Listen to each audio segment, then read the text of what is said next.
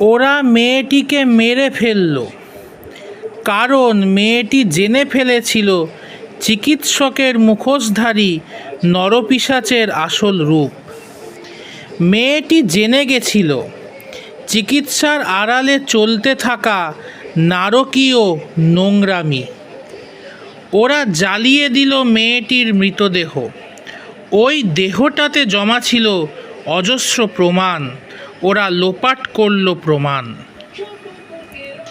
মূর্খ জনগণ নাচে গানে প্রতিবাদ করল। ওরে মূর্খ, নাচে গানে প্রতিবাদ হয় না। যদি হতো তাহলে পাণ্ডবরা ঘুঙুর পরে নাচত কৌরবদের সামনে। প্রতিবাদ করতে লাগে আগুন, লাগে স্বার্থত্যাগ, লাগে সাহস। তোদের এগুলো নেই। তোরা বিক্রি হয়ে গেছিস ভাতার কাছে।